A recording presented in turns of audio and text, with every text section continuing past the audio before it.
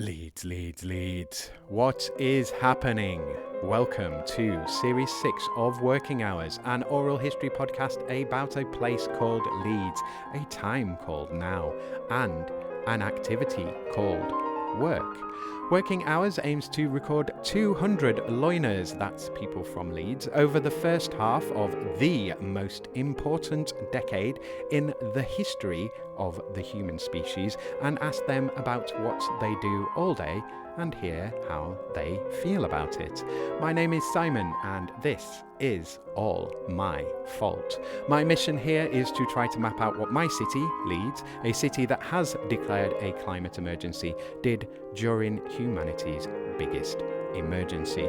On Working Hours, we hear how loiners have, are, and will be coping with our multiple and expanding crises during their day-to-day working hours. To tell this story, I need loiners like you, dear listener. I need people in Leeds or people from Leeds to come on this podcast and tell me about what they do all day and let me record how this decade affects us. Thank you for listening to this episode. What did you want to be when you grew up? I wanted to be an author, and my parents are currently clearing out their attic, so they've given me a bunch of stuff from my childhood, and there's probably made it in school, bunch of papers stapled together, and one of the questions was, what do you want to be when you grow up? And I wrote, I want to be an author. So yeah, I think that was a thing. I do remember asking for a typewriter when I was, before I was 12 maybe, but it was one of those electronic ones because somebody told me you can't obviously send in a handwritten thing to a publisher. So little me was like, well, then I must need a typewriter, just for reference, I grew up with those big chunky computers like that you share with your whole house. So maybe a typewriter made the most sense to me at the time. I don't know. But the wanting to be an author thing did sort of turn out to be the case because I am published, but it's not the fiction I think that little me wanted to write. I wrote a textbook for psychotherapists and counsellors about how to work with survivors of sexual abuse. So that came out in 2021. And I've written other things since, like print, online things. So yeah, it kind of came true, I think. You're listening to Series 6, Episode 36, and to my guest, Erene Hadjiioannou. This is another Squadcast recorded on the 8th of November, 2025. Hello, colleague. Erene Hadjiioannou is a psychotherapist, supervisor, author, trainer, and occasional activist. She has worked with adult clients since 2010 and is currently based in her private practice called Therapy Leeds. Erene has specialist skills in supporting survivors of sexual and domestic abuse, including clients navigating the criminal justice process, known as pre-trial therapy. Therapy Leeds is an LGBT plus friendly service, and Erene is an Advanced Accredited gender, sexuality and relationship diversities therapist, as awarded via Pink Therapy. Between 2019 and 2022, Erene was part of an independent steering group that successfully lobbied to change the Crown Prosecution Service guidelines on pre-trial therapy. Doing so has increased access to therapeutic support for survivors of abuse. Right, let's do this. Episode 191 of Working Hours with Erene Hadjiioannou. What is it that you're doing now then? I'm an integrative psychotherapist. So the integrative bit just means that in terms of the way I was trained, I've integrated a few different theories together. So that lets me work flexibly with each person that I support. The psychotherapist bit is basically talking therapy for mental health. I started training in 2009, started seeing clients as a trainee in 2010, and I qualified as a counsellor in 2014 and a psychotherapist in 2015. So I've been doing this for a while. And alongside that, involved in various projects, usually mental health based, community based, working with marginalised communities, and a bit left field, which I only kind of thought to put in when we were having our email exchange, was back in 2013, me and my sister-in-law set up a beauty salon in Leeds City Centre, which is pretty left field because it wasn't really planned, but I'm really glad I did it. And it was another actual way of supporting women in a different industry. And we did a lot of collaborations with other sort of indie businesses in Leeds. So that's helped me get a real, well, actually, I would say all of my work combined. Because when you just meet people all the time, you just get a real soft spot for where you live. And that's definitely what's happened to me. So I really appreciate Leeds actually, and actually how hard people work, and I don't know, the challenges that people face, and that kind of thing. So that means quite a lot to me. I mean, I've talked a couple of times on here about essentially the social work that customer service people do, and especially when you're in town.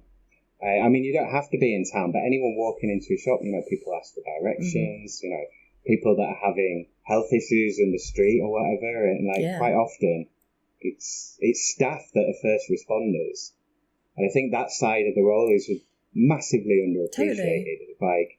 How much social work is going on from those kind of 100%. Roles. It's just part of being in your city amongst people. I was actually in, do you know Lane's Cafe by the station? I mean, a lot of people, if you're Leeds based, know Lane's, but I was there a couple of weeks ago, just sat by the window with a friend, and I could see across the road that someone had fainted, and that she had people around her.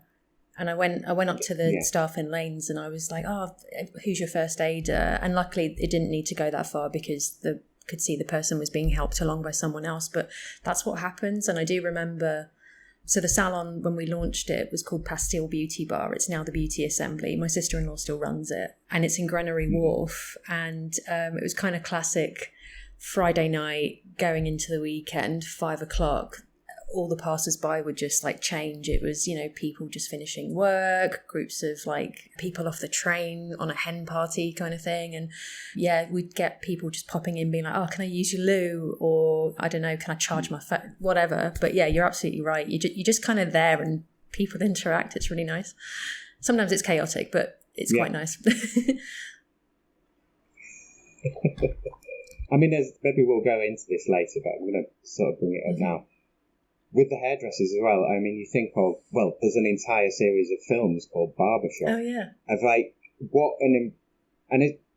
sort of, especially women's hair, of it's such, I remember, you remember those big curly hairdryer things? Yeah. And I remember as a kid being in hair salons for ages, and, all the women in those, and it's a really good chance to have a natter and catch up and do all of this.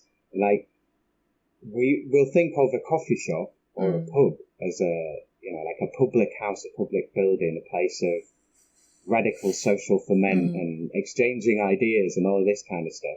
But you don't necessarily think of a hairdresser's like that. But it is. Yeah. It is. And I mean, barbershop specifically kind of in black culture. So I live in Chapeltown, so I literally kind of see it. It is where you go to see your mates. And I don't know, slight irony to our conversation because I'm a short-haired woman, so I just go in and get a bit of a chop and then leave. But I do know what you're talking about. And actually, to be fair, a beauty salon is definitely that kind of thing. I learned so much about just what goes on, I guess, just for our individual kind of clients, I suppose, but just what's going on in Leeds. We learnt loads just because you come in and you have a chat all day long. It's brilliant. It's funny you bring that up because I don't know what it's a phrase I've heard recently. I think it's called third space. So it's not your home, it's not your place of work, but where's the third space that you go to actually be with people?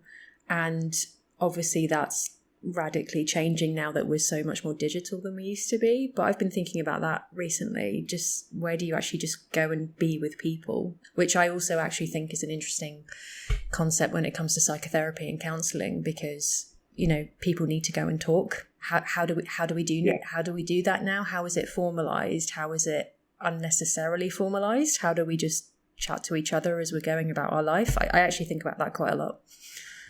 Yeah. Well, you can go further on that. I mean, if you think of it's that thing of we're more connected than ever and further apart than ever as well at the same time. When was the last time you had a long conversation on the phone?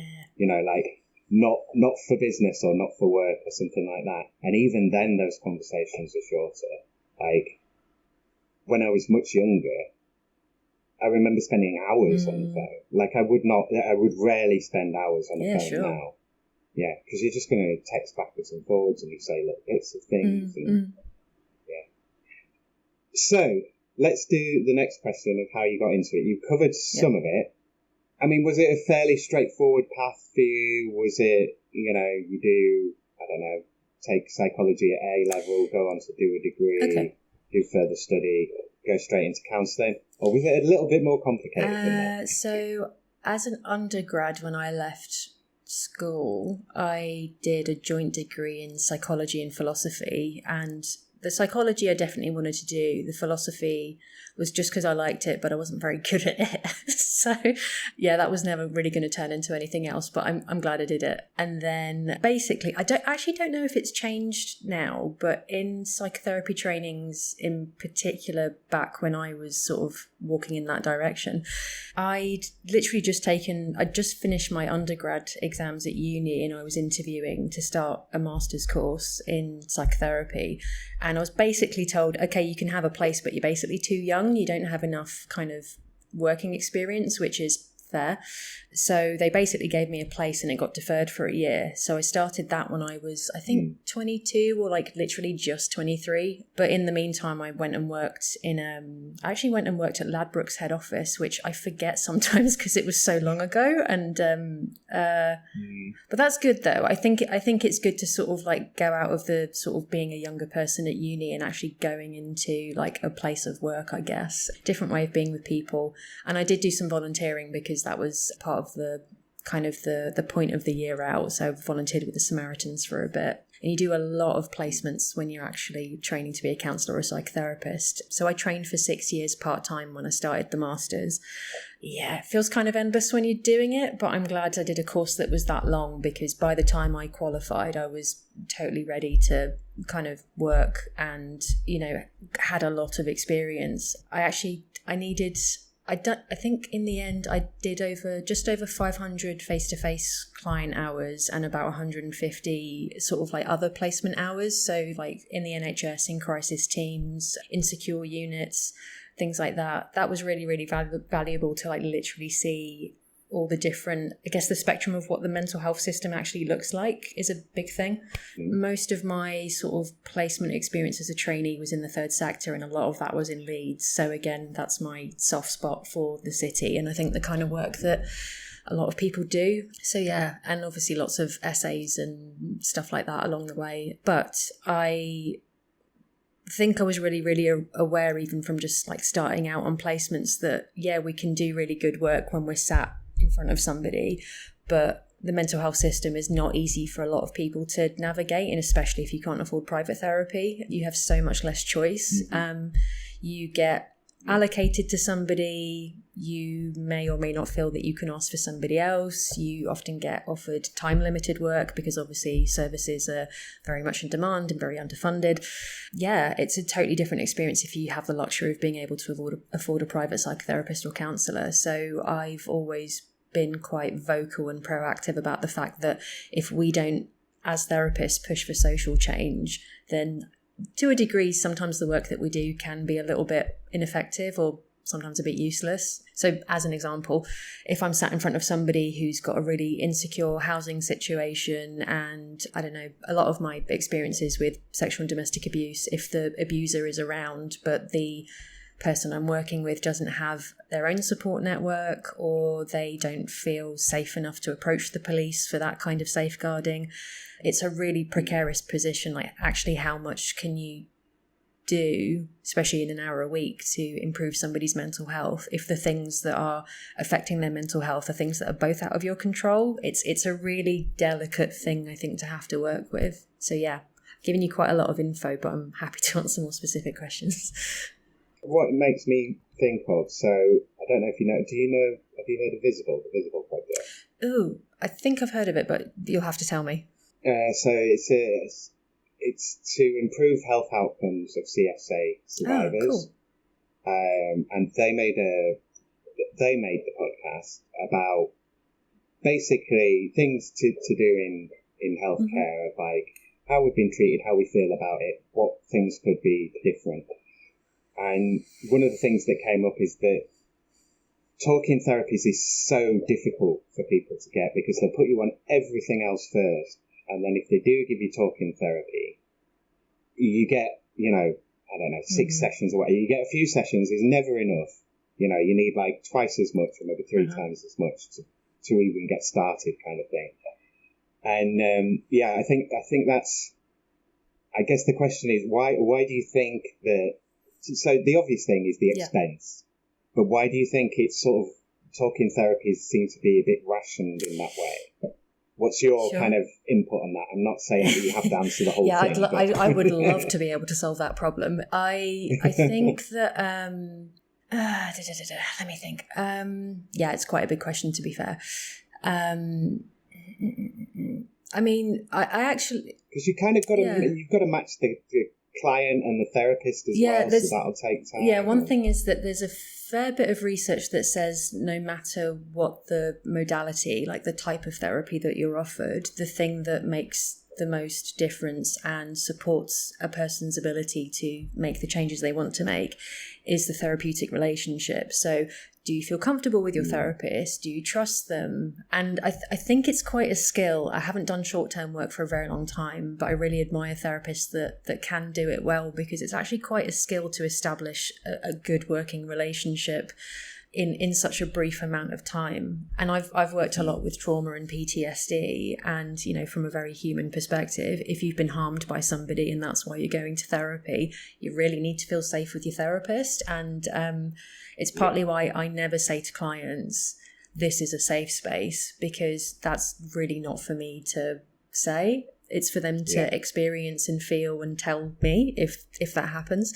So I think there's something in that. I also think that, to be honest, when I talk about depression and anxiety, so obviously they're 2 of the most common mental health issues that we can experience. It affects so many people. Actually really digging into what kind of causes depression, what prolongs it, what's your experience of that like. Of course, there's, I guess, the neurophysiological stuff, so the stuff that goes on in your brain. If you've not got enough serotonin floating around, you're going to feel depressed. But in my experience, it's far more the case that people are anxious and depressed because of life events or kind of cumulative stress. So depression and anxiety are stress responses. So I think kind of really coming at it as a sort of, okay, well, if you're feeling depressed or anxious, here's some practical coping mechanisms. They definitely have their place because people want to feel better. But you have to put those symptoms in context, and you actually miss out on quite a lot if you're not having those conversations. I think especially with, the thing that we touched on a couple of moments ago with, on the surface level, we're more connected than we've ever been, but there's loads of people walking out, around out there that don't feel seen, don't feel heard, don't feel that they can resonate with each other. They don't feel kind of safely able to sometimes even just walk down the street. And I also work a lot with LGBT people. And if I talk about kind of transgender people, if you're not passing as, I guess, one of the binary genders, I have a lot of conversations with clients who fall into that category. And we have a lot of conversations about how is it to like walk down the street? How would you like to do that differently? If you constantly feel that you're getting looks and you're not safe or whatever it might be, then obviously that's all going to stack up and affect your mental health. So yeah, there's probably a lot more to say about your question, but I think those are the things that immediately come to mind for me. Yeah, I think that's a really good point about the relationship, because I mean you could see that in any health context, can't you? Like, because it's about the care. Someone cares. Yes. And I mean, this has come up a fair bit recently of talking about isolation, separation. Like, I strongly more and more feel that it's that, as you drop off and drop out of society and your world gets smaller, you get more unwell, not just in the sort of like your thoughts and so on, but physically. And it will speed up, your mortality essentially. Like, if you cut off long enough, it's like, well, what are you here for? What purpose are you serving? You're not contributing. Because we are social creatures, and I think you need to be, you need to be part of a group, don't you? You need to be involved in something. You need to be part of something to feel valuable, to feel useful, to feel that you're contributing. Yeah, and I do think that even as a psychotherapist, there's something about sometimes recognizing that sometimes the way that we make changes isn't through changing our thoughts.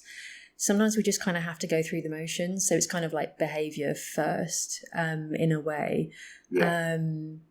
And yeah, if you're feeling disconnected and it's just you with your own brain and you don't have any other input, you don't have another frame of reference, then you, like, literally the only person you're talking to is you, and that's that can be quite like limiting for a number of people. And I think on the note that we're social creatures, I do find it super interesting how people who are neurodiverse kind of really manage that kind of social aspect, because obviously, for example, if you've got sensory issues, then like going out into your local city centre is going to be way more stressful than it is enjoyable or connecting. And at the same time, you still need to feel that you've got your own space and that there's other people like you that you can connect with in your own way. So yeah, where people's kind of, it's not the best term to use, but where people's kind of social battery is makes a difference. But in general, yeah, you need to maybe not feel like you're the only one walking around. And I think, just to loop back into the previous question that you've asked as well, I think there's if you're in a position where you can afford like private psychotherapy or counselling, if you think of I don't know if you're happy to say or not, but if you've ever gone through that process, these days you go online and you Google or you go on a directory and you get to look at someone's profile and you get to see their picture and you see how much they charge, and if it's in your budget, or you get to read about the work, I guess, how that therapist talks about their work. So you already start to get a sense of them, and then you go, okay, I'll approach you and see what happens, and hopefully we can work together. If you're someone that can't afford private therapy, you go on a waiting list and then everything goes quiet for a really long period of time. And if you may or may not feel able to reach out and say, where am I on the list? How long is it going to take? You might have been referred by another professional and you might not know which service you've been referred to, sometimes because, it's hard to process information when you're not feeling very well, or you just, I don't know, it all seems a bit intimidating. And then you get contacted to say, okay, we've allocated you to somebody. Are you available? Ideally you at least get the therapist's name, but you don't get a picture or a sense of who they are. So if we think about kind of, I call it points of contact, like where is that kind of point of contact? Where's that human contact that is kind of reciprocal before you have to, either turn on your computer screen to have an online session or make your way into an actual building to someone that you've never met. And even if you're glad you're receiving a service, it's just intimidating. So I think that can create quite a massive difference in terms of, I guess, if you're in a position of more privilege or not, as to how you engage with therapy when it's offered. And like that as a form of social contact, I think is quite a big deal.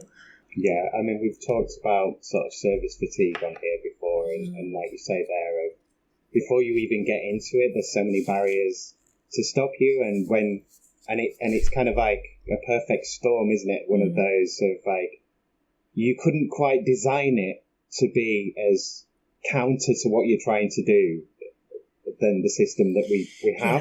Because it's like, if you're in that position where I need help, I need to speak to a person, I need to deal with this and unpack this, and I need to do it with someone who has the time and has the skill and, like the background tools, I guess, to facilitate that.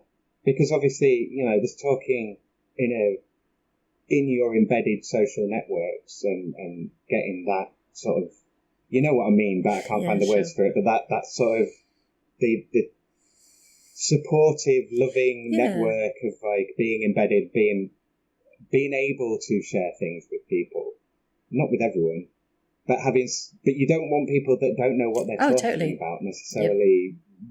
Wandering around your traumas and trying to deal with stuff, and no matter how compassionate they are, they only have limited resource for doing that, as a therapist does as well, but that's in an organised, structured way where it's like, it's regular, you're building on it,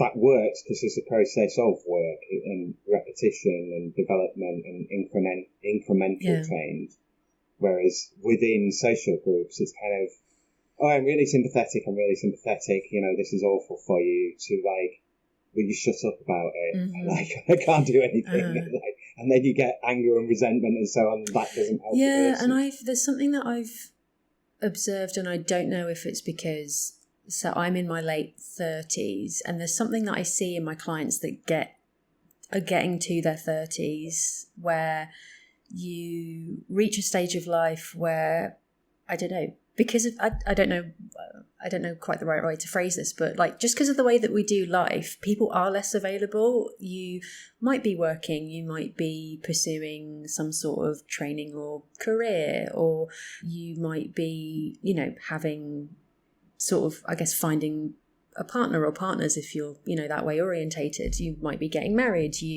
and everyone's just less available. So there's something about kind of, I guess, the process of becoming an adult that in a way I think is kind of disappointing for a lot of people at the moment. And I think the sort of the digital kind of age in a way can add to that. But equally, I've seen people use things like social media to stay super connected with their mates and stuff, and that's really helpful. But yeah, there's just something about basically what you're making me think about is, I guess, how often I've heard people and clients for sure sort of saying like, everyone's just too busy. That really makes me really sad. It's awful. Well, there's that time where, so there's the time when everyone's getting married, and then there's the time when everyone around you is getting pregnant as you sort of age. But as well, I think, like, as I'm a bit older now and talking about being outside and so on, I like a lot of overstimulation, and I like, you know, all the lights, noise, all of that is good. But I find more and more when I'm in a bar now, I really don't like it.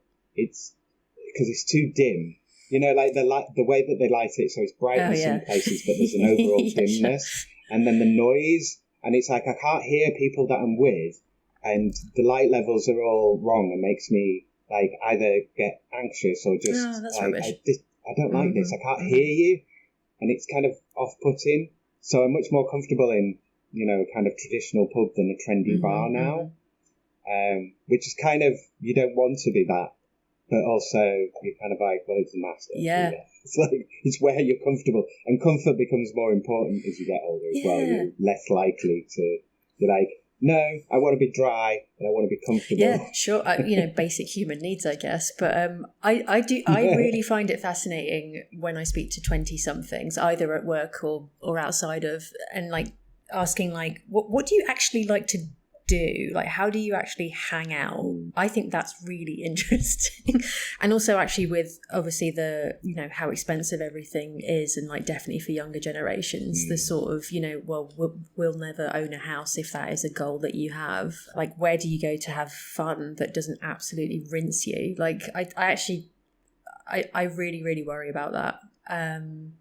It's not good.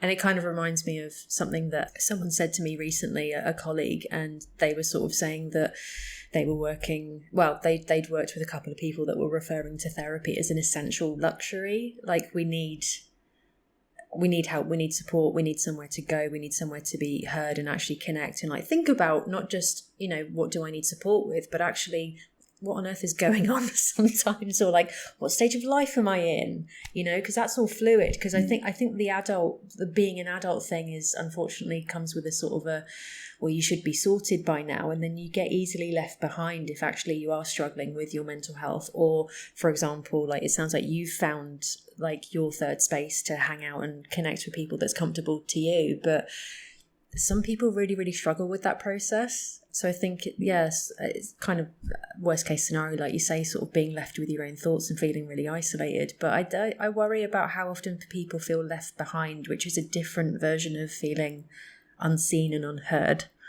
Yeah. So, yeah, I've just walked you around the inside of my brain there.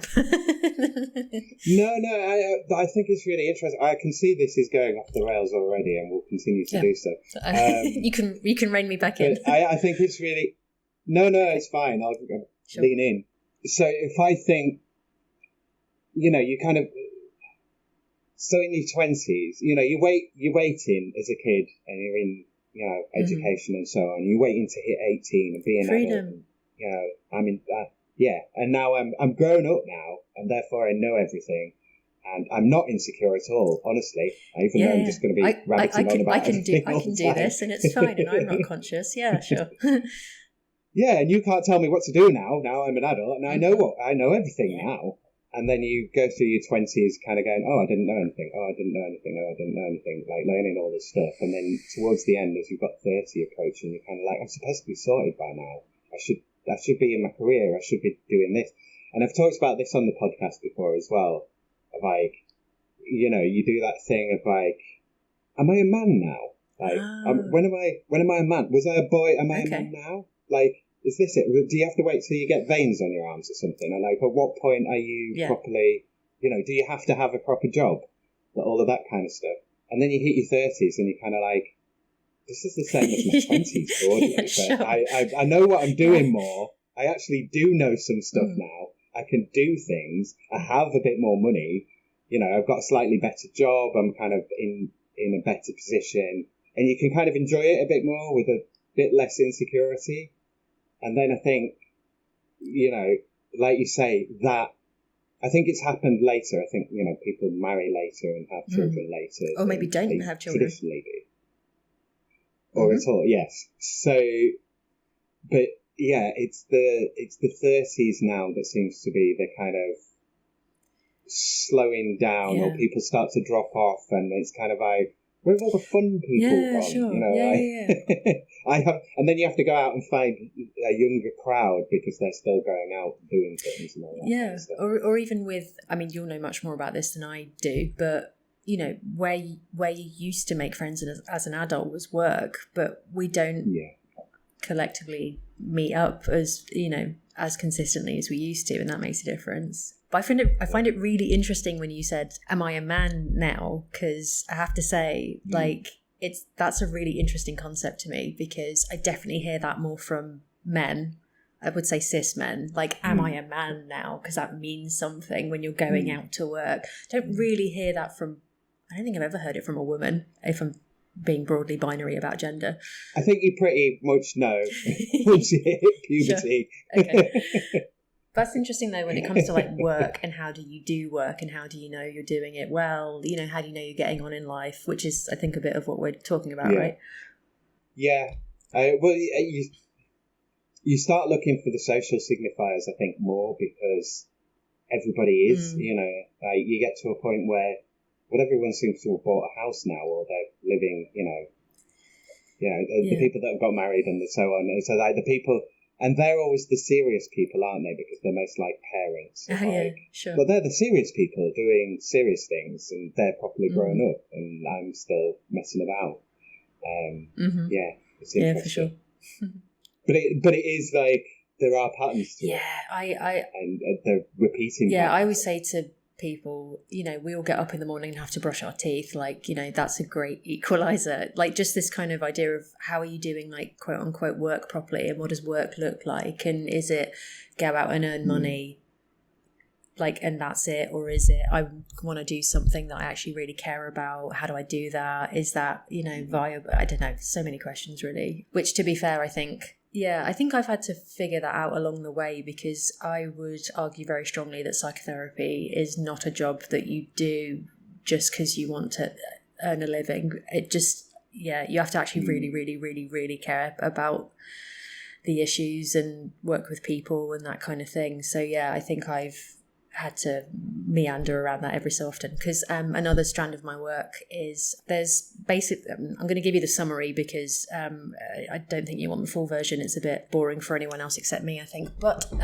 there's some legal guidelines within the Crown Prosecution Service in England and Wales. So the CPS manage kind of criminal cases that are going through the system, and they have a set of legal guidance called pretrial therapy, and those guidelines have been around for just over 20 years now.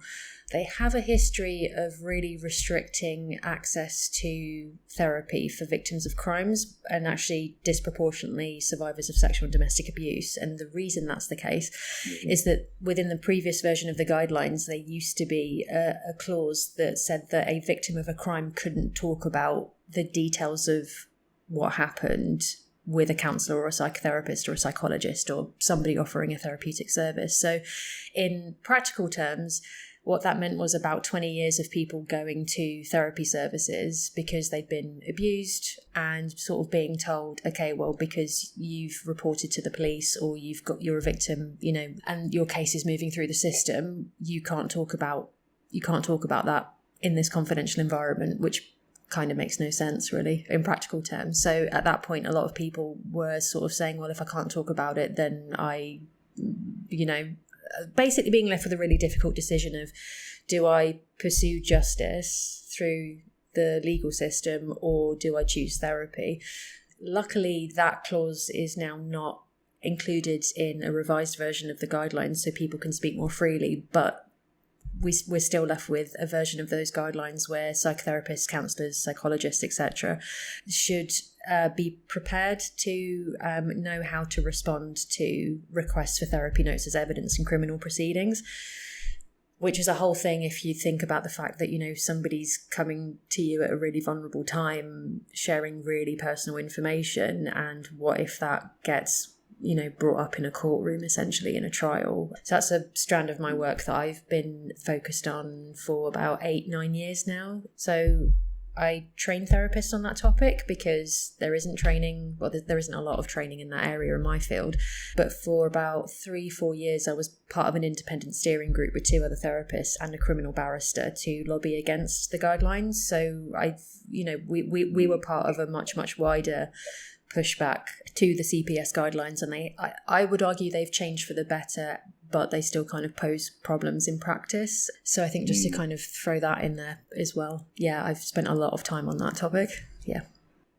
Well, I mean, it seems like the system is riddled with lots of protections for abusers rather than protections for victims. Yeah. That's one way of putting it, unfortunately. Yeah. So let's do a little bit on how you got into it again. Sure. Go back to that. So I want to look at setting up for yourself. So was that always where you wanted to go, or was that something that kind of came about? I mean, I'm guessing, you worked in the health service for a few years and then kind of, I'm going to set up for myself and work privately. How did it come about? What happened was I've only actually worked in the NHS for, I think it was 6 months as a trainee in terms of actually providing psychotherapy, but I've done other placements within the NHS, which I mentioned a bit earlier, kind of short-term placements. So the majority of my experience as a trainee was in the third sector. So where did I work? When I first moved to Leeds, I worked at Leeds Mind. I set up the counselling service at Support After Rape and Sexual Violence Leeds. So that's the Rape Crisis Centre for Leeds. I also set up and ran a psychotherapy service at a project called Together Women Project. So they work with female offenders and women at risk of offending. I'm sure I have a big list of where else I've worked, but just to give you a bit of a flavour. So in terms of setting up private practice, it kind of floated around in the background for a while. And then I had about 4 years setting up those 2 services I just mentioned in the third sector. But I think it was just a sort of, I really did work here, there and everywhere, and then felt like, okay, well, I've got the skills and experience to basically manage my own practice. And if I'm being really honest, I quite like being in control of all of the background stuff. That means that if people approach me, then them accessing the service is as easy as possible, and the kind of consultation or assessment process isn't super onerous. I really like working for myself because if something needs to change, I just change it. I don't have to ask someone else's permission. We don't have to have endless meetings about it, because I do think sometimes we can get a bit bogged down in all of those like processes and policies, rather than just going, actually, this has a really simple answer and we've got to keep the clients at the centre of our focus. So yeah, but I've been in private practice for 10 years now, but full time I would say probably 6 or 7 years if I do the quick maths in my head. Yeah I think that's a really sort of salient point of going private for yourself, going into private practice yourself. you can be people first, which you can't be, ironically, in public service, because you have to be money first, because it's about getting value for money, providing for the most number of people, making sure that it's fair and equitable. Sure. You know, we can argue the toss of how that plays out, but that's the intent. And then, but if you do it privately, it's like, well, I can spend 3 hours with you. It doesn't matter. I don't, you know, like other people can wait, or, you know, they're booked in for another time. Whereas in public sector, you're like, if you're lucky, you've got half an hour or an hour with a person, and then you just cycle through as many as you can because you're trying to get value for money. Yeah. Not the best treatment, but the best treatment at the lowest cost for the most amount of people. And like, I mean, that's even true if I think about my previous working experience in the third sector. Like, if you're working with basically trauma, even if you're able to offer an individual 20 sessions of therapy, like that's about 6 months of therapy, which is kind of amazing and doesn't necessarily always kind of touch on every point that somebody, you know, needs to work on. Because, I mean, for one thing, sometimes people, particularly when you're working with survivors of sexual abuse, they might have never told anyone before, or they've, you know, they might not even have admitted it to themselves, you know, like could have entirely blanked the whole thing out. Or just that kind of I think particularly for older survivors, and I don't even mean people that are that much older than me. Like, you know, I've worked with people in their 50s that, you know, back in the day when we didn't know so much about abuse, and it wasn't, I mean, there's still shame and stigma around it, unfortunately, but, you know, now more than ever, if that's something that you've been affected by, there are places you can go and you're welcomed into those spaces, whereas back in the day you were just kind of trapped in it.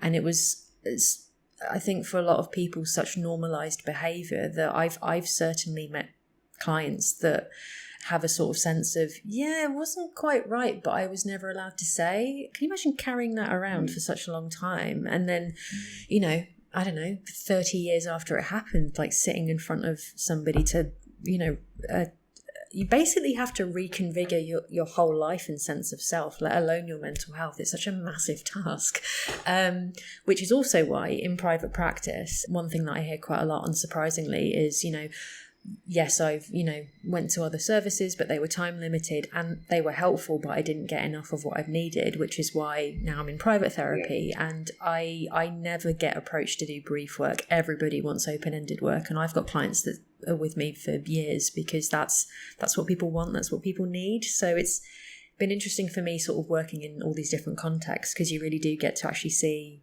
what do people need? How do we provide that in the services that we offer, if we make it very job work focused, I guess, for the podcast.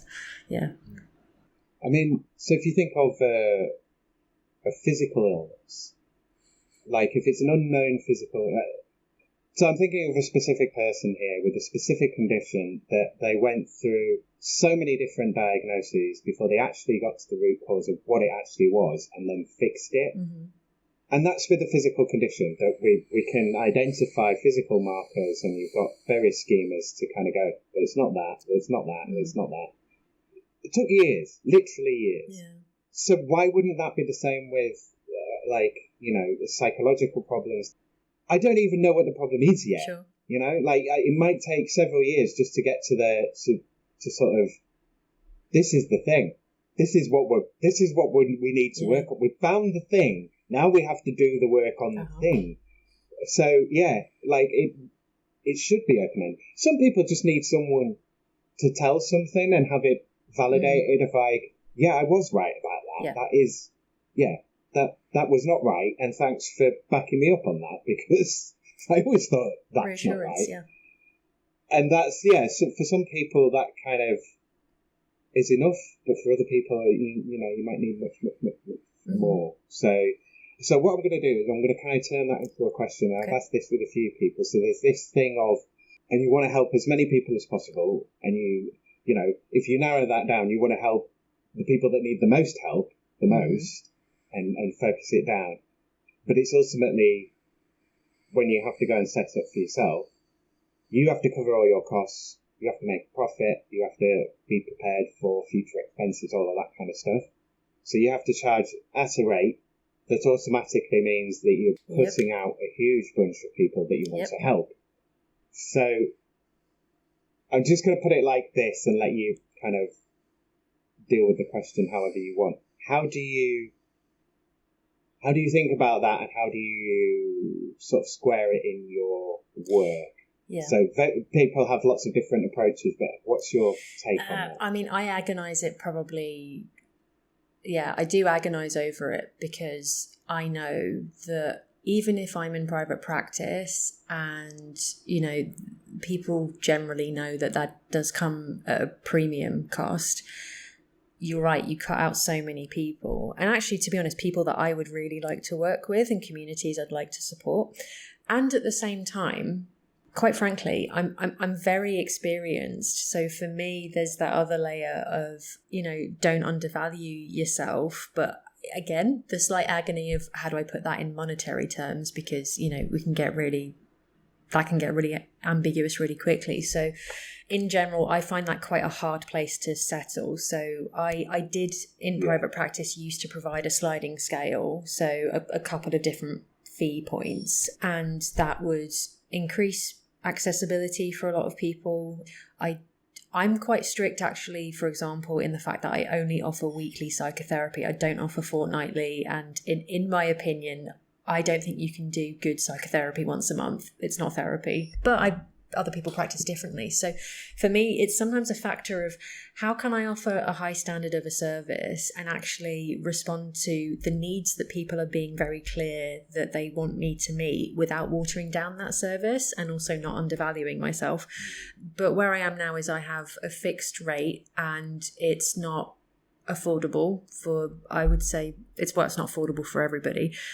And I do a lot of low cost and unpaid work in other ways. So I do a lot of activism, for example, to try to increase accessibility to therapeutic services for LGBT people. More recently, I've spoken about how I've done that for survivors, still try to do that.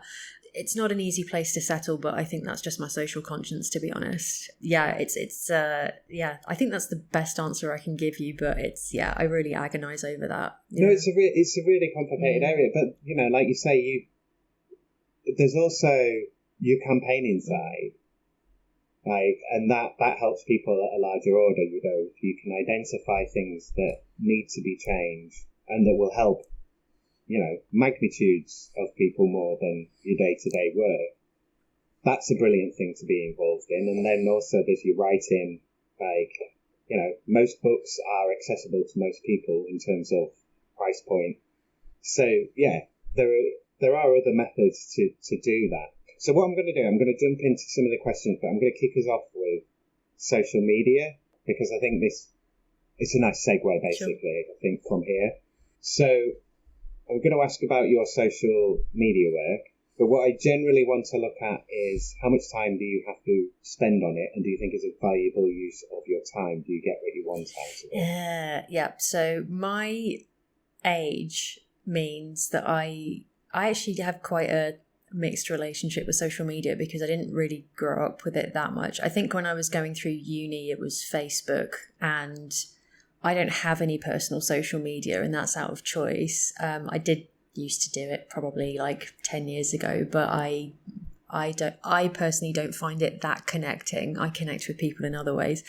I'd also rather be using my attention span for other things. I don't know. I try to keep an eye on screen time, for example. So I have an Instagram for my private practice and my pretrial therapy training stream of things. I definitely use it as an advertising platform. It's not an insight into my private life or who I am as a person. It's very much, I'm a professional.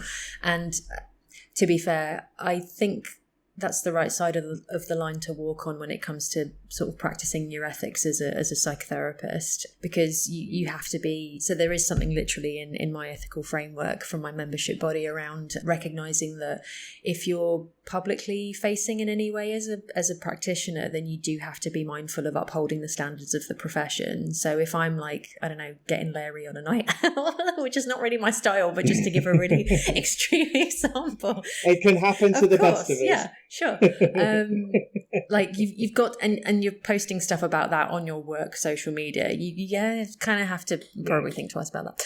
Yeah. So there's definitely psychotherapists and counsellors that I can see really putting a lot of heart and soul into communicating and sharing the things that they talk about. But for me personally, I think Instagram for me is an advertising platform. It's definitely not psychotherapy. It's not, you know who I am because you've read some posts I've read. It's here's a glimpse of what's on offer, it's that kind of thing. Equally, I think there's people on social media doing really, really cool stuff and working with the format and working with the algorithm and actually spreading quite good information. I used to use it quite a lot for awareness raising, but that takes a lot of time on top of having a very busy workload anyway. So yeah, that's my current position. I don't really touch it that much, but I appreciate people who do.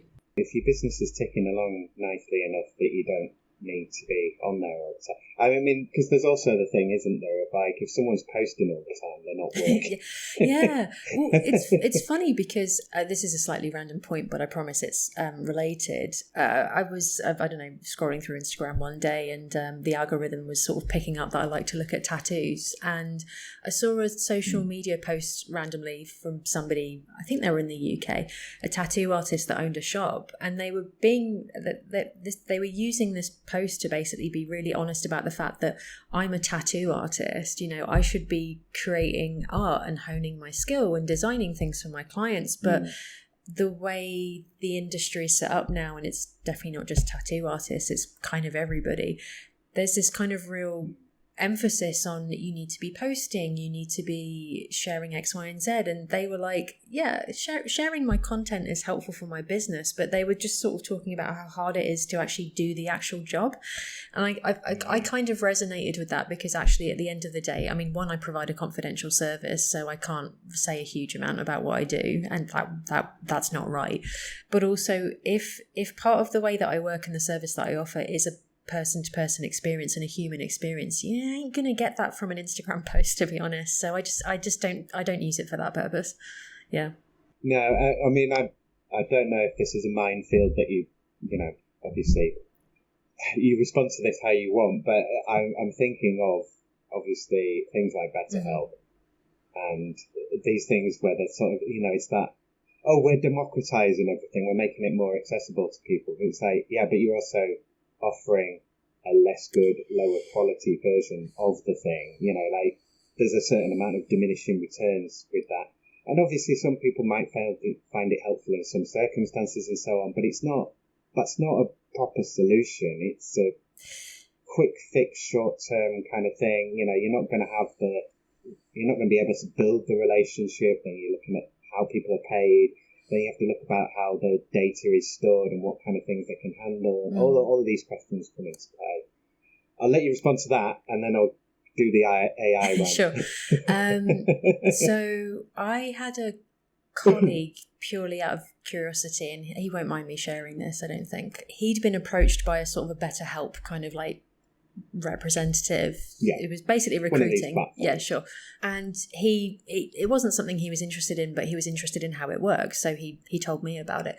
And he said one of the things that really put him off was that essentially the more clients you take on, the more you get, the higher percentage you get from BetterHelp.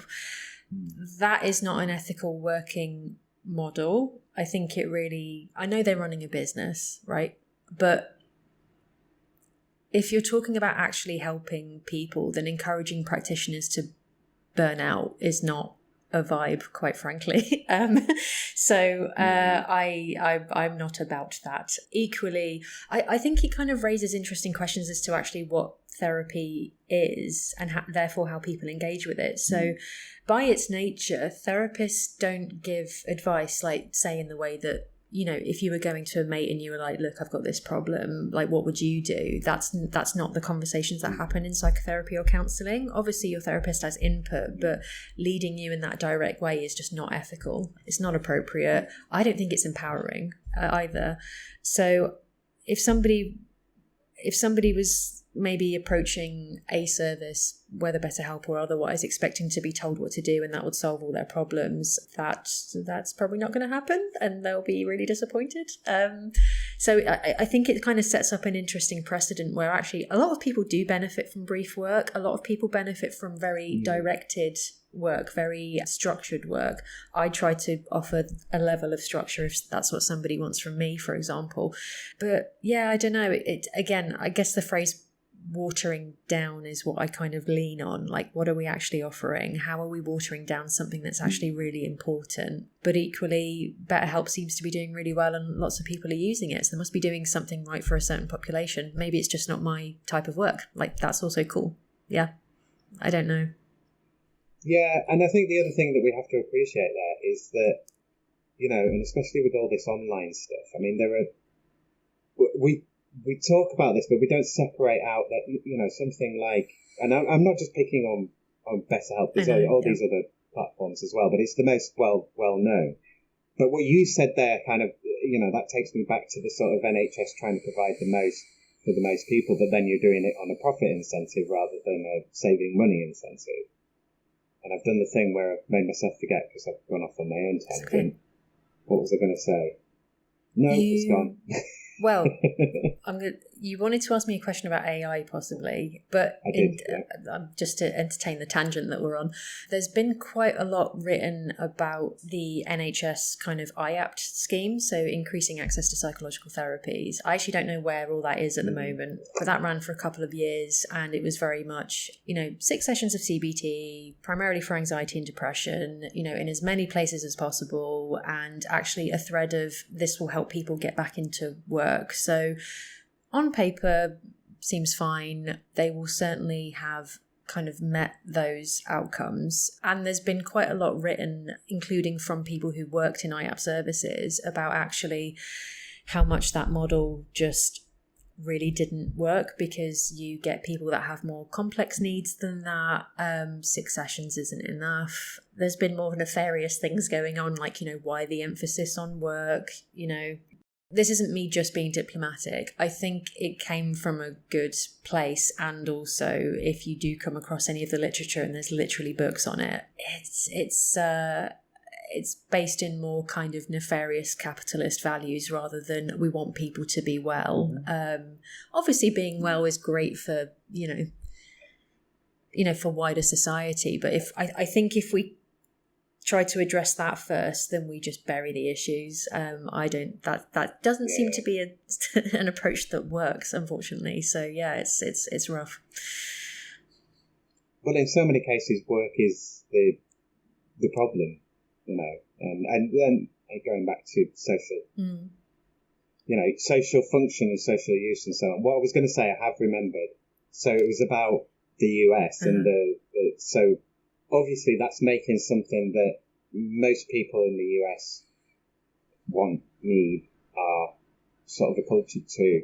But it makes it accessible to them so that they can buy it, you know, at a scale, which is obviously a different context here of, you know, because we have a different health service and you're supposed to be able to get the healthcare that you need. So I think that's a big factor in it, and you can see how that can be really helpful, especially where they've had things like school counsellors for decades at this point. So there is a kind of, they're much more used to talking therapies and having therapists and therapists being in their life.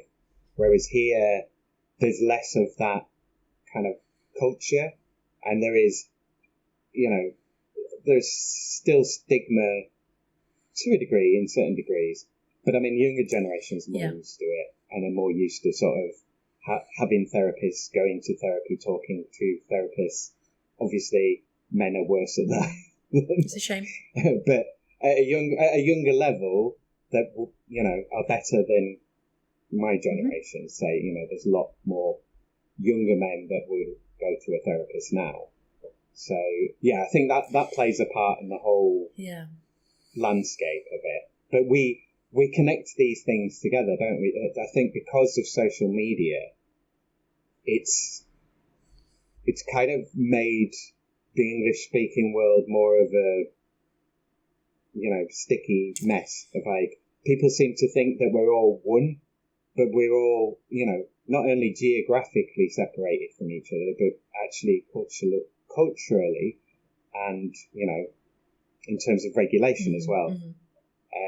So, there are all these distinctions that seem to be disappearing in the popular imagination because of this shared language. Yeah, I understand that, which kind of really brings it back to, in terms of my job and what do I do, I really, really value just being able to sit with people and going, okay, well, what do you mean by that? What's your experience? Because we've got all these words and they're helpful. And actually in, my work with LGBT plus people, and I think people of sort of like different cultural heritages, for example, really taps into this, is that, you can say that you're, I don't know, a cis lesbian woman who's, in an open relationship, et cetera, and these are your sexual orientations and preferences and whatever, but like, actually, what do you mean by that? There's actually quite a lot I could misunderstand about you if I just got all those labels. How do you know that you enjoy the things that you enjoy about yourself or the relationships that you have? What does it feel like? Is it a sensory experience? Is it more cognitive? I don't know. There's so I love it. Like, there's so I know it's really cool. Yeah, because as well, it's sort of, it's how have you made those choices? Have those choices been made for you? Have you made your choices in reaction to choices that have been made for you? Is this something based on experience? You've experienced, two things, you pick one of them, or have you just gone along with what you've been told and then suddenly gone, I'm not doing any of that? There are so many ways to respond to things, and there are so many ways into and out of things. And so, like you say, okay, so you've got all these labels now. Did you always have them, or have you picked those up over time? And like, which ones did you choose? Which ones have been chosen for you? Which ones do you resonate with now, and why is that different from, I don't know, earlier in your life? And I don't know, I absolutely love it. I learn, one of the best things about my job is I cross paths with people I would literally not cross paths with. And it's so interesting to me. Like, it's a cliche that it's a privilege, but it is. I get to know people really, really well and in so much detail. And I really, really love it. That's, to be honest, more than anything else, that's what keeps me in the job. Even if the context is challenging. Yeah. Just, all the stuff we've spoken about previously. But yeah, I really, really like meeting the people that approach me. I really appreciate it when they do. It's a good clip, that. You're welcome. So I'm going to ask about AI, and then we'll move on to the other questions. So you'll have come across the AI psychosis thing. Yeah. And so I've got this thing where I'm kind of like, you've got Mark Zuckerberg saying that he wants to have bots for everybody and people need friends and this, that, and the other. And it's like, they don't need more inanimate objects to talk to. Well, houses are full of them. But I think, we always do this thing now where, let's project into the future and doom, and everything's doom there. But everything's fine now. It's awful, but it's fine. But it's doom over there. And I'm sort of in thinking at the moment in terms of, like, if you think about the parasocial relationships that are already ongoing in society, and I think at this point, most of us will have some or one somewhere in there, because it's just the media landscape's changed so much. We're already kind of there where we have these fake friendships that aren't friendships, that aren't connections. And I think it's just something that we're exacerbating and making worse, like in many instances. But yes, it is scary, but then it also is just, like another moral panic, and society's going to collapse and everything will fall apart and we're all going to be forever damaged, and it's kind of true in some ways, but also everything will stay the same as well. So what's your take on all this? I think it's reasonable to panic when we don't know, and if things are already feeling a little bit precarious. So I definitely understand that. Okay, so I mean, it's difficult because in a way AI's sort of been used as a tool to increase accessibility to information, off the back of that, a sort of, accessibility to maybe like support you might need, etc., etc. I don't know a huge amount about digitized mental health services, I'll be honest, but for somebody who, like myself, who started purely doing face-to-face work, did that exclusively until COVID happened, and then literally everything went online, I still pay quite close attention, and I encourage my clients to be in conversation with me about this. If we're purely working remotely, what's that like? If we're working in a more hybrid way, what's the difference between being online or in person? And it can go in all sorts of different directions. Like I've worked with, for example, traumatized people in person, and then for one reason or another, our work might go online. And some people are definitely safer when they're not in a room with somebody else, or at least at home. So sometimes there's a benefit because it's like, okay, they feel safer to engage with me. And I think it still raises the question of, yeah, we're having a sort of human experience, but when you're looking at me, you're actually looking at a screen. So what does that mean? And yeah, in terms of the point that you made about sort of AI-induced psychosis, if you've got a system that is purely affirmative, then it's a different version of an echo chamber. And actually, as much as if we go with in-person psychotherapy or counselling, as much as that is supposed to be reassuring, affirming to one degree or another, and I mean, this is the feedback I get from a lot of my clients. They really appreciate actually hearing a different perspective, or I don't mean analysis in strictly the Freudian sense, but like an analysis of what's going on. Like we're not being critical, as in shutting conversations down or saying, well, no, you're wrong and here's my advice and you should just do that.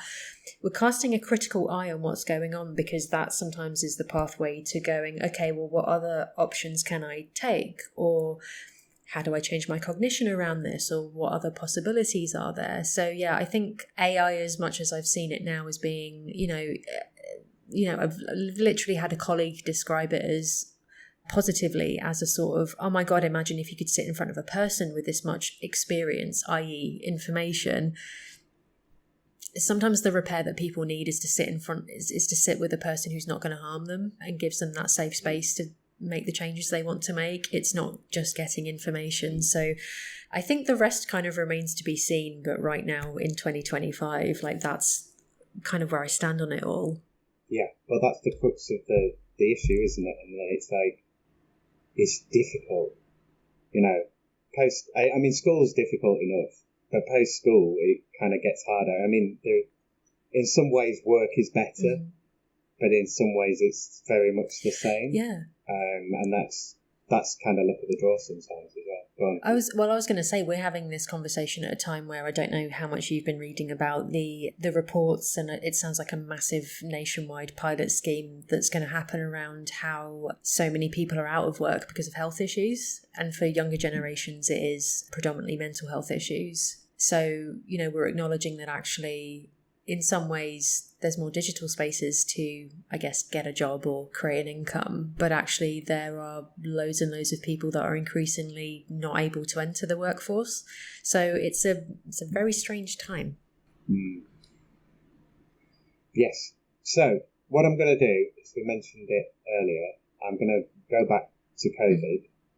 So, and I think this kind of works because we've got basically the transition to online. So what I generally look at with this question is I ask guests about their experience going into the lockdown, what that was like work-wise, what happened to your workload, and then the experience coming out, wherever you place that on the timeline, and what sort of changed permanently for you, if anything at all. I mean, you might have gone straight back to working as you did before. So what was your experience lockdown-wise? Pretty much overnight, everything went online, which is not a unique experience. I was quite grateful that I was qualified and had a good couple years of actually working with clients under my belt at the point that happened, because learning how to do counselling or psychotherapy in a completely different format, may present some challenges for some people. So yeah, I'm glad in a way that the timing happened when it happened for me, if I'm allowed to say that. Was it an obvious switch for you? Were you just kind of like, right, we're closing down, everything's going to be locked, and just get online, get everyone to be online? Yeah. Or was it everybody ringing you, going, cancelling everything, and then you're like, oh my God, my business is gone, what am I going to do? Like, and then someone going, well, you could do that. Yeah, there was definitely a period of time. I think I made the switch relatively quickly.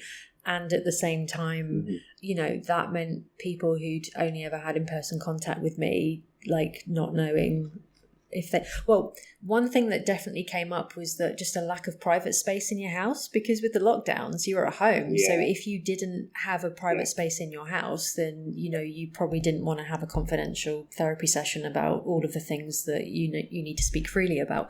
So I definitely worked with people who would sit in their car on their phone for therapy, which was really... I mean, I don't know. I say interesting, but like it had to have like... We've got to reach people in the best way we can reach them, and if the only place they've got that is private is their car, then like fine, that's what we'll do. Like that's not a problem.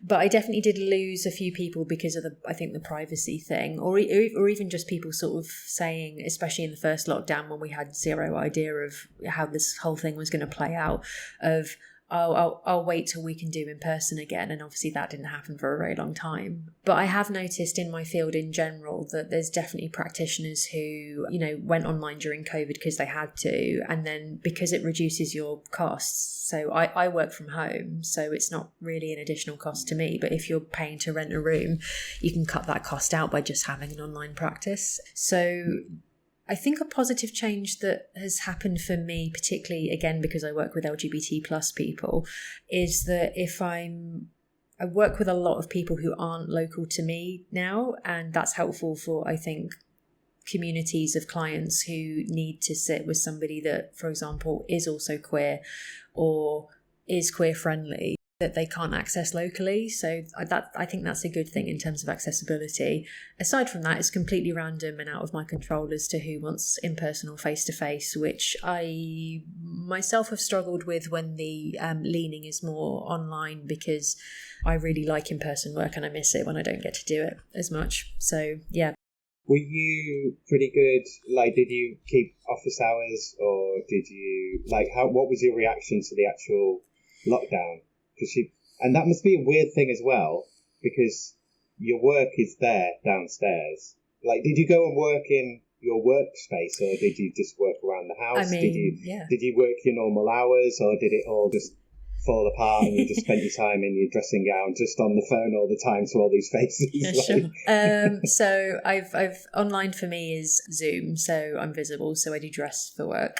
Basically, phone for me is like a plan B if someone's internet connection is rubbish or something, but that's usually just as a one-off. So it was definitely a dedicated space. Interesting for me because in the first lockdown, my partner and I went to live with a family member, so it wasn't even my office space. But I thought that was a really interesting concept, because usually, when you're a therapist, there's to one degree or another, there's obviously things that people might be able to pick up about you personally just by looking at you.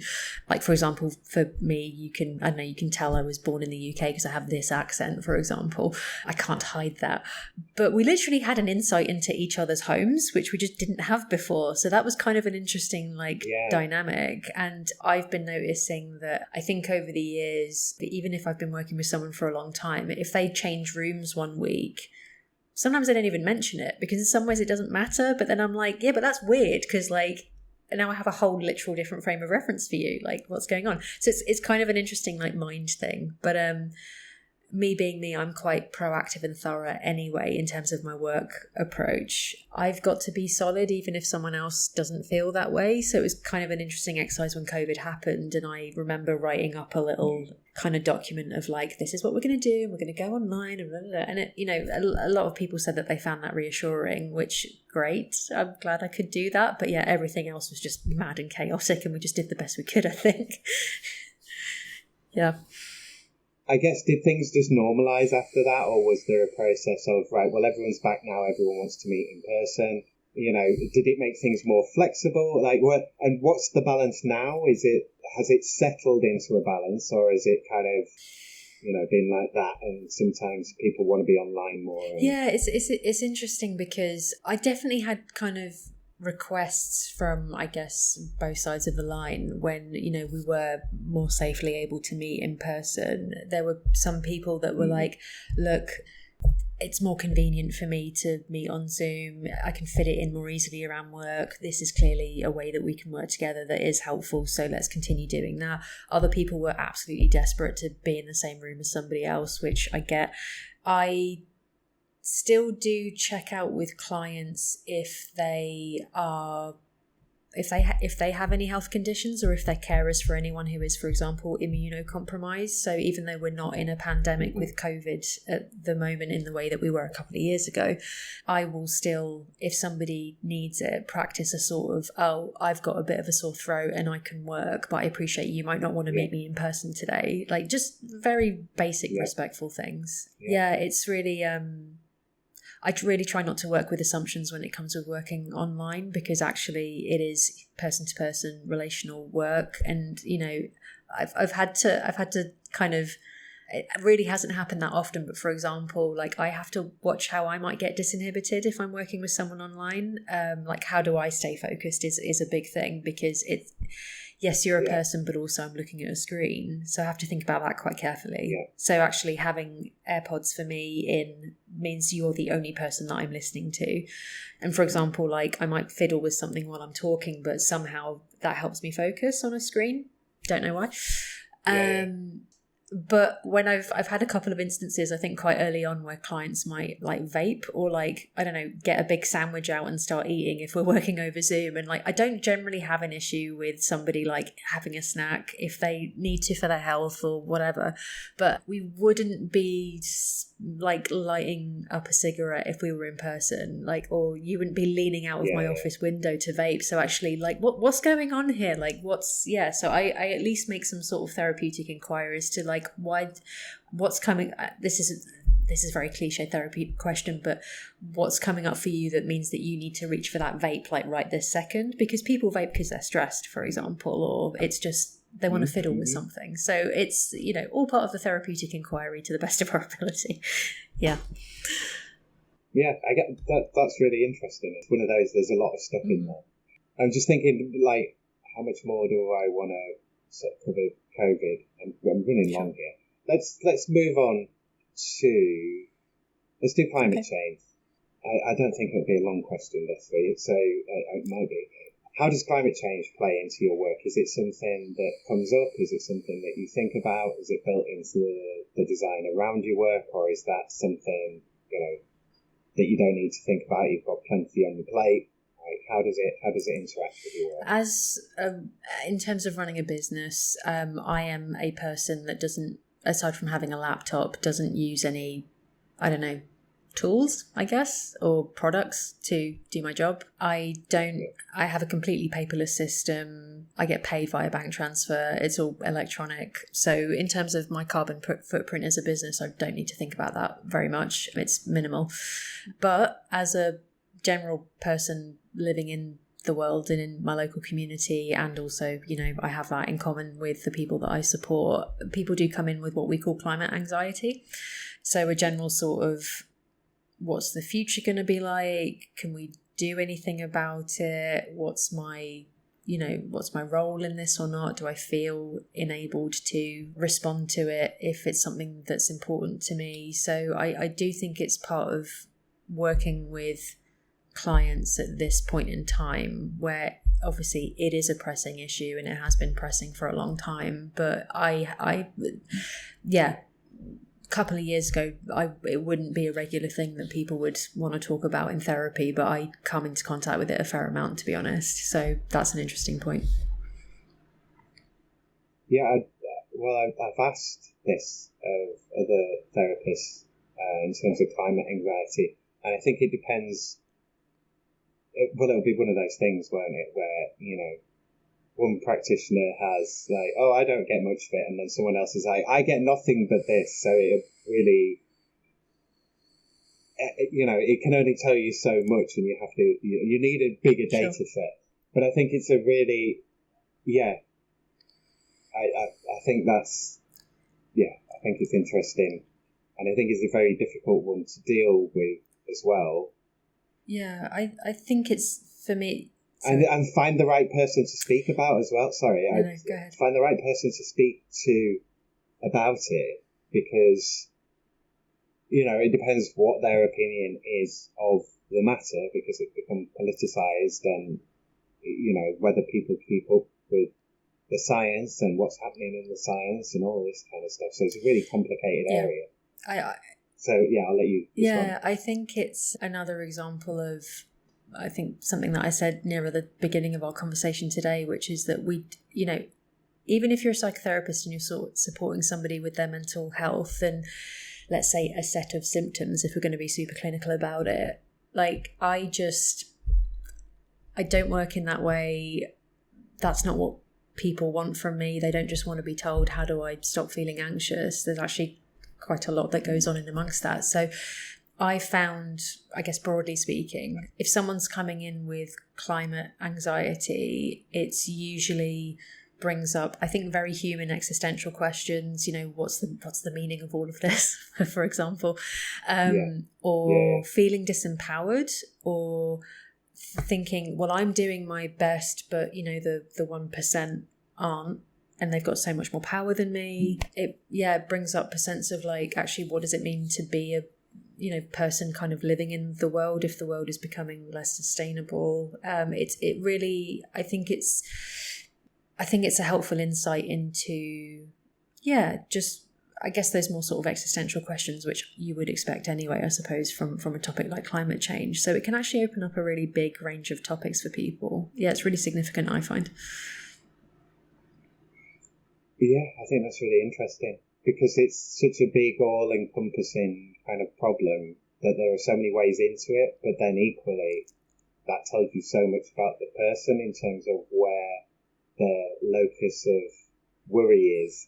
Like, where's the anxiety? Which bits it, like, are you worried about the animals, or are you worried about the food, or are you worried about the sea coming to get you? Is it the sky falling on your head, or is it like, I think that's a really interesting point. And just like, climate change is not a problem we can just, from a psychological perspective, we can't just think ourselves out of it. Like, it's a real thing that's happening. Mm-hmm. So in a sense, for me, it brings up more questions about, okay, well, then what are the role of psychotherapists and counsellors in all of this? Because we can't just tell somebody to think about something else, or, okay, what's going to help you feel... I mean, asking what's going to help you feel less anxious has its place, but the problem is still there. So, it's a really... Clinically, it's an interesting area, because you're basically mediating, how somebody feels about a very real problem. And not just an individual problem, a collective problem. So, that's quite a big topic, I think. Well, I mean, a collective problem would suggest a collective solution. I think maybe so. You should be in more collectives working on this. Mm-hmm. So let's do Brexit.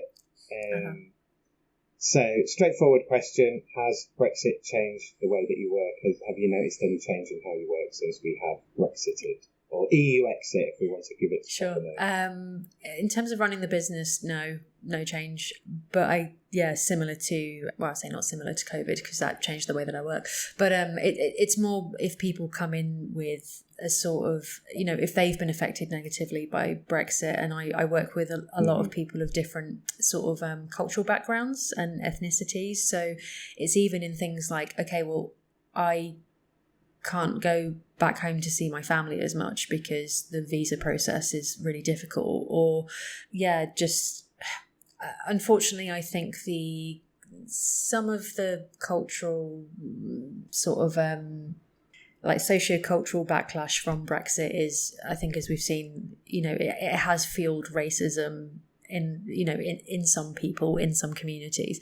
So I don't know. I think the idea of a hostile environment is pretty apt, unfortunately, because I do work with clients who, even if they've not been, say, the victim of a hate crime in those really strict terms, might notice maybe being treated differently post-Brexit, if particularly say if they have an accent or they're a person of colour. It's less safe to be different, I think, as a person-to-person experience. So if Brexit comes up, that's usually how I see it in my work. Yeah, and the sense of safety and so on by extension. Like, even if you're not being personally affected, you've seen the change. So you can't miss that. So so we've done social media, haven't we? We've done COVID, done climate change, done Brexit. Let's do the change question. So, if you could change any 3 things about your work, you can be very pragmatic with this, so you can be fantastical, you can solve all the world's problems, or just fix, your amount of post-it notes, depending on what you want to do. So if you could change any 3 things about your work, what would you change? This is very big. I'm not going to be able to summarise this massively well, but basically something around increasing access to therapy, either because it's better funded, or folks, might have something like a universal basic income, for example, as a social measure that would mean that if they needed that support, that was, affordable for as long as they needed it, when they needed it. But also, actually, one thing that I've seen and I've had some contact with myself is that if you're a psychotherapist working with a disadvantaged or marginalised community, it's probably not surprising that people from those communities feel safer with somebody of that community. So, for example, if you're queer, or if you're of a sort of non-white cultural heritage, for example.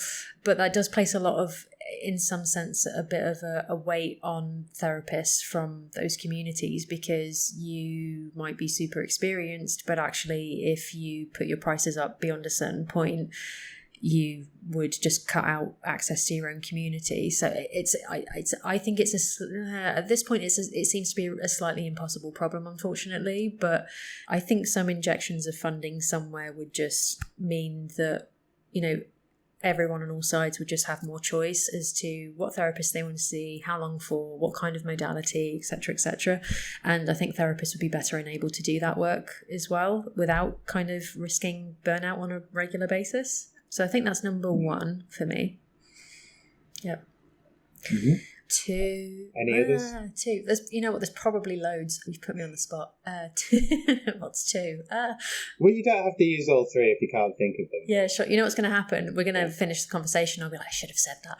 But yeah, I also just don't want to make it just about the funding thing. I actually think, to be fair, there's so much awareness raising, but I still find that is such ongoing work, like even in the therapeutic field. Like I'll even, get approached by other counsellors or psychotherapists about, say, my work with trauma and survivors of abuse, and they'll be like, how do you do that? And so the idea that trauma is still quite a scary thing, not to the point that it's untreatable, but just that it's so specialist that only, a certain therapist might be able to kind of do that work. That's just not true practically, for one thing. But I think, there's something, I don't have a definite shape to this, but something about how key kind of awareness raising, I think both inside and outside the field still is. And I would say, to be fair, even working with LGBT people, there's a lot you need to learn, but it's not so outside the field of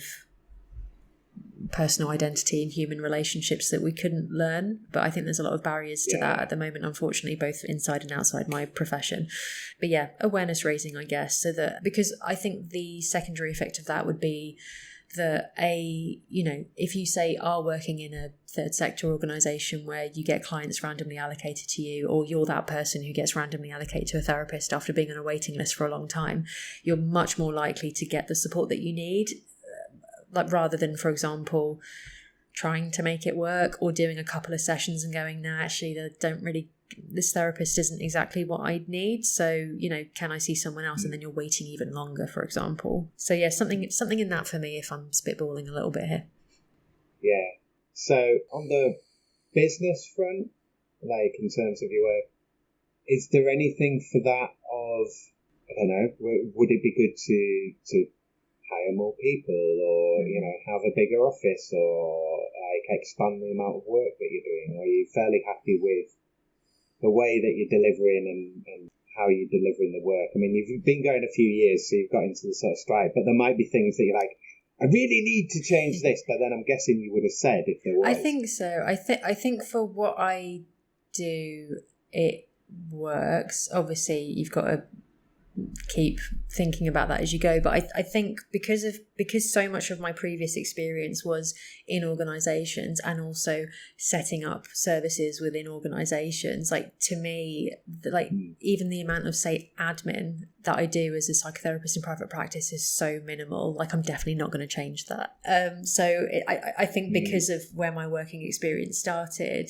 right now it works in the way that I feel that it needs to, and it's not really onerous. So, but I'm sure, you know, I don't know, going back to COVID, that happened and we had to refigure it all out again. But yeah, for now, touch wood, it's ticking along quite nicely. So I'm happy about that. Good. So I'm going to ask this before the UBI question, because otherwise I will forget it again. So I've talked to a fair few people this year in the healthcare sector, but more like private healthcare and kind of specialist deliveries and therapies. And alongside that, I've had a lot of coaches on.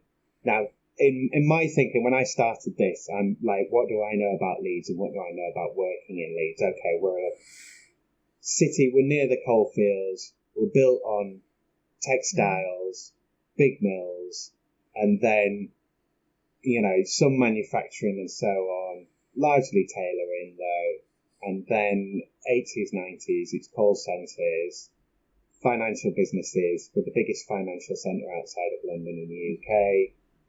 And then, but what I've, now the picture is from doing this is everybody's a coach. So there are lots of coaches around and lots of coaching and so on. And I've had this sort of talked a bit recently about coaches, therapists, and them kind of replacing, you know, in the atomized society, them kind of replacing like churches, trade unions, and these sort of wider social groups. But not just those. If you think of somewhere, an employer like Burton's, where they would take their workforce out to things, and like there was a social aspect to the big business, and you see some of that in CSR and so on.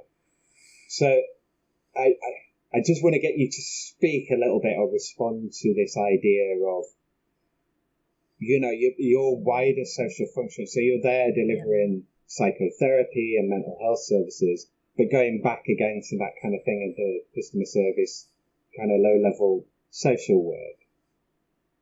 How do you see that kind of relationship, like your I guess your community building aspect, and like it sounds like that's kind of thought about and important to you in your work, but in terms of crystallizing that or speaking about it, so I'll let you. Yeah, I have to say, I mean, this is largely because of the circles that I move in. It's my experience is that it's definitely therapists of underrepresented communities who really push for that more collective approach to mental health care, healing, repair. Sometimes that is literally rooted in very specific community practices. So, you know, for example, I'm aware that of organisations that sort of, well, they're either Black therapists or people of colour who are therapists, and you know, if your heritage means that you do stuff, you know, in community, then of course that's going to translate to how you do things therapeutically, and I think it's absolutely brilliant. So as a social function, I like to cast a bit of a slightly critical eye on the fact that, you know, we are becoming more of an individualistic culture. It's, you know, get yourself out there, you know, you've got access to all the information. This is a very normative timeline of how, you know, life is supposed to go and what you're supposed to achieve. And I think as a social function, I sometimes get a bit worried about how much therapy is treated as a sort of, okay, well, I've got an issue, so I'll go over there and I'll deal with it relatively privately, and then I'll feed it back into my life community. And like that strand works and it's got its place. And also, quite frankly, if everyone's just off talking to their therapists, then still need to talk to each other. So there needs to be, I think there needs to be somehow more of a feedback loop, to be honest. So I appreciate I might be doing myself out of a job slightly, but I'm quite proactive in like working with clients and saying, okay, well, how are we going to put this, I hate this phrase and I actually don't use it, but I can't think of a better one right now. But basically, how do you put this into action in your life? How do we feed it back? Because as I've said before, like people don't experience their mental health in isolation. It happens in context. More often than not, I meet people who are depressed or anxious because for one reason or another, they're disconnected, or, you know, they don't know where they belong, or they have their relationships, but there's challenges there. So yeah, it's all in service of that. But I do think whether you're a psychotherapist, a counsellor, a social worker, even a teacher, like schools, I think are really having to meet the demand for a lot of social needs. And I'm so conscious, and like, this has been such a feature of my work that it's just second nature to me now. But if I just speak for myself, when somebody comes in for psychotherapy, they're not just saying, I feel a bit down and I want to feel a bit better. I have an hour a week with somebody to address a whole network of issues, and sometimes I'm the only person that they're working with, and there's so many other professions like that. So I actually really like your question, and I do think about that a massive amount, to be honest, particularly because sometimes there is a limit on what you can achieve in psychotherapy. Like I can't, if I go back to the sort of the pre-trial stuff, I can't stop the criminal justice system from being adversarial. The best that I can do is support someone to feel empowered enough and resourced enough to navigate that process, because more often than not, it's a challenging experience. So yeah, it's a really interesting place to stand when you do the job that I do, I think. That's a really good answer. Yeah, I think there's a lot more in there that I mean, in general, sure. Not just in our conversation here. And I want to really, at some point, get dug into that. Yeah, but I won't go any further down there at the moment. So I'll try and keep us to time. It's running slightly late. So, final question of my questions. So you've mentioned UBI. I assume you're already familiar with the idea. So if there was a universal basic income, how do you think that might change your work? And I think I know the first thing that you're going to say on this, but yeah, how might that change things? Yeah, I think just alleviating a bit of the pressure for, I would say, therapists as well as clients, like people who need support in terms of just accessing therapy and having more choice as to where do they go if they need that kind of support, because obviously that makes a massive difference. And having the security of a regular payment as well. That lets honestly, financial stress is something that we need to talk more about. It's really, I don't know, for some folks, it's really just absolutely ruinous. It can really affect your mental health. And again, especially with DV as well, because I mean, you think of Iceland, like in 2008 when the crash happened, they had a huge boost in domestic violence in Iceland, and then in lockdown. Oh God, yes. And financial stresses and these pressures and so on. So yeah, it's a huge factor. Yeah. Everybody needs mental health support, and there's all these services that exist. Whether in the third sector or the NHS or privately. Therapists are people as well, and not everybody can work full-time, and you can't work full-time consistently. It tends to be a profession that people do throughout their life. So, with that brings the stuff that, life throws at you. So like illness or bereavement or whatever it might be. So I think UBI would be helpful with regards to therapists, because you have to work quite hard, I think, to either find a secure enough job that's going to be there for as long as you'd like to do it. And in private practice, you're subject to, I guess, just the basic kind of marketplace of being a therapist. I tend to be fully booked all the time, but that can take a fair amount of work. If you're just starting a private practice, it takes a while to build up. Or if you're somebody, say, with a chronic illness or a health issue and you can only work part-time for a period of time, UBI means that you're then not pushed into that stressful point of, well, I need an income, so I have to overwork and then stay unwell, or I haven't processed that bereavement and that might affect my client work. Do you know what I mean? So I think it's just it's another safety net from that respect. So I want to talk a little bit about, not quite burnout, but I mean, I suppose it's the nearest thing to it, but I mean, some of the stuff that you will hear and have to deal with, and it's kind of like, and the police get this kind of sympathy, but, you know, there must be points where you're like, do you know what, I need a long time off from this, if not to never hear any of this again.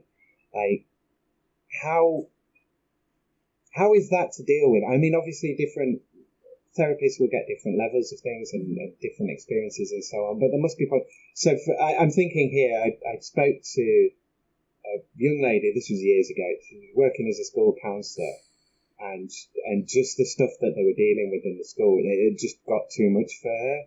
And I don't know if it was like one particular case or cumulative or whatever, but it was like, I cannot, okay. I've just heard too much horrible stuff and I cannot do this anymore.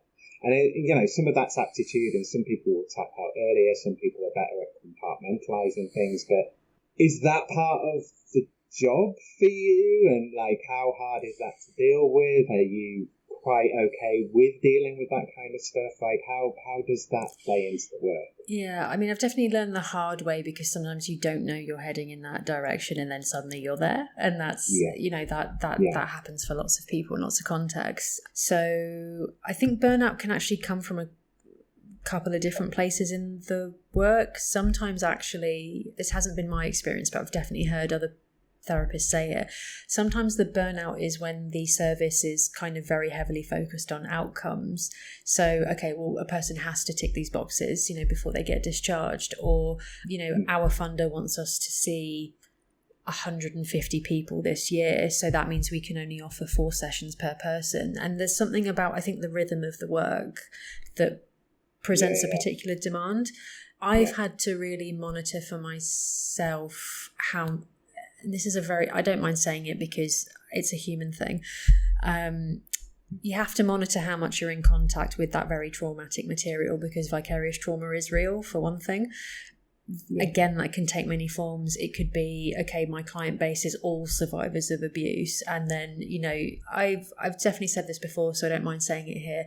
When I was running the service at Support After Rape and Sexual Violence Leeds, when you're in contact with that level of disadvantage, with that much abuse, it makes walking around Leeds city centre feel very different. So so sometimes it is kind of, you're just so in contact with really, you know, even if it's secondhand, the worst of the worst that people can go through. Sometimes the burnout is, you know, I've tried everything. This hasn't been my experience, but it happens. You know, I've tried everything to get my business off the ground and no one's approaching me, or my client retention rate is really low or whatever. So I really do, to answer the second half of your question, I really do practice what I preach, which is that, okay, I'm a person, so I also experience stress in the way that anyone else might experience it. And for me, that's very kind of like physical based. It's why, you know, for example, say if I was working with a client that had anxiety, a lot of people will say, my chest feels really tight, or I'm having panic attacks, or I can't sleep, you know. So I've had to practice being very aware of not only what the inside of my brain feels like, but like what I'm feeling physically, so that I know where my stress levels are. And luckily I've had a lot of practice doing all the things you need to do, even if you sort of feel like I would so much rather be doing something else. You've got to look after yourself. It's just, in a way, it's very, very basic, but it's hard to put into practice sometimes, I think. Yeah, and it makes me think of that thing as well. If you know, you're more likely to get sentenced to a long jail term if the judge is hungry. Yeah, sure.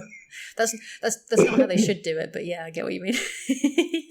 But it's that thing of like how much of our mental our mental outlook is actually, you know, guided by our physiology and like how much sleep we've had and how much food we've had and all this kind of stuff. And I saw a great post. It was like, if you're angry at everybody else, eat some food.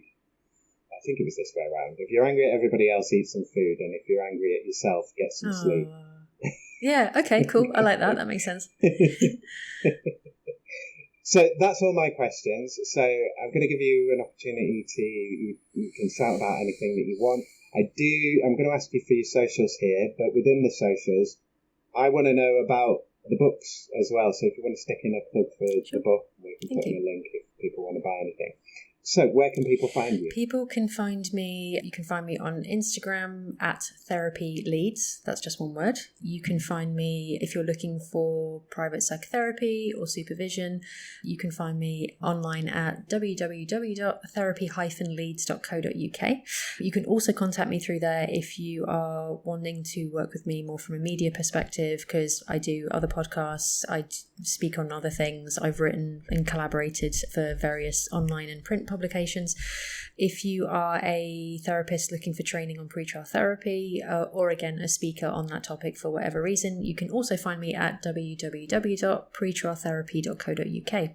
And for any practitioner who wants to learn more about working with survivors of abuse, including an activist perspective and pretrial therapy, I have a book via Routledge, and it's called Working with Survivors of Sexual Violence Inside and Outside the Room. Okay, and I will put a link to that in the show notes if people want to go check that out. So, we're running a little bit late. Sun's come out. You probably want to run outside and make the most of it. So, is there anything else that you want to talk about? Anything that you want to revisit that we've covered already or expand upon? Or is there anything that I've not talked about that you want to I don't think so. Because, I mean, I have to say, I've been really mindful that I know the format of the podcast is more about work and the questions that you've set, and I don't know, taking it on some tangents, but that's just how I think. So I feel like we've kind of touched on the areas that you need to for your podcast, but I'm also happy to answer any more questions if you have any. I could ask more questions, but I think it's fairly comprehensive because of the amount of time and the amount of questions that we do. But there's plenty of stuff that we could dive into further, but I'm not going to do that. I think it's been a really nice conversation. So yeah, let's not touch it. Yeah. If it ain't broke, don't fix it. So I'm going to say thank you very much for taking the time today. It is a shame that we couldn't have done it in person at your what would you call it? Practice chambers? No, chambers of barristers. I just say office. But honestly, if you if there's any other projects that you want to collaborate on, like, just let me know. I'm always open to that kind of stuff, and you're welcome here. That would be nice. Cool. Well, yeah, thank you for doing this. Thank you again to Erene for being my guest. Thanks, as always, to all my guests. And thank you to you, Leeds, for being my subject. You can find out more about Erene's work at therapy-leeds.co.uk and pretrialtherapy.co.uk. Links, as always, in the show notes. There's also an instagram.com/Therapy Leeds. So then, that's it. Season 6 is done. It's been a long, hard series. So, we've 9 more episodes to make for Series 7. And then, after that, who knows? Please consider donating to this project. If you're listening to this on the Captivate player, you can just hit the donate button on the player you're using, and that will take you straight to this show's Ko-fi page. And you can donate any amount that you would like there. Donations will help me with the costs and labour for this episode, what you just listened to, and everything else to do with working hours too. Anything that you can donate will be a massive help. Patreon memberships for working hours start at £6 a month. That's less than the price of anything you buy an hour of in the real. And remember, this money is now going towards buying other working hours episodes. So if you'd like to get an episode for yourself or for someone else, or you just want to hear more episodes and you'd like to contribute towards paying for those to be made, go to patreon.com/C for Charlie /working hours pod. If you'd like to contact me about being on this show or anything about this show, then you can email me at workinghourspod@western-studios.com. Okay, that's me. Remember, listener, no matter what you do, it's impossible for you to understand anything that your salary depends on you not understanding. So try to work for peace and try to plan with kindness. Raise your voice, but reduce your impact. Cheers, ears. Take care out there and be kind to one another, Leeds. Thanks for listening. Working Hours is produced, recorded, edited, created and published by Simon Treen for Western Studios Leeds Limited. The music was The Bees from Chopin's Etudes, which is in the public domain and was taken from museopen.org. Remember Western Studios Leeds Limited when you're ready to start making your content in West Yorkshire. Follow Western Studios Leeds on Facebook, facebook.com/Western_Studios_Leeds, and on LinkedIn, linkedin.com/company/Western-Studios. Bookmark western-studios.com so you can see the latest prices and use my contact page to drop me a message about your own podcast project or working hours at any time from anywhere. Maybe you want or need a podcast host, co-host or narrator for your podcast project. Maybe you just need another voice for one or more episodes of your show. Podcasts are so much more than gossip, book promotions and marketing for online courses. Podcasts and other audio content get your online brand out there. Want to make some fundraising case studies? Want to have an audiobook or video course? Want to share your learning, knowledge and expertise in your field? Want to learn, teach or raise awareness of something general or particular? Want to improve internal comms with messages your staff might actually engage with? Or do you just want to brighten up the world with some entertaining content? Then make a podcast. If you're making your podcast within West Yorkshire, then think about making it with western-studios.com. Whatever your podcast questions or needs, get in touch with Western Studios Leeds.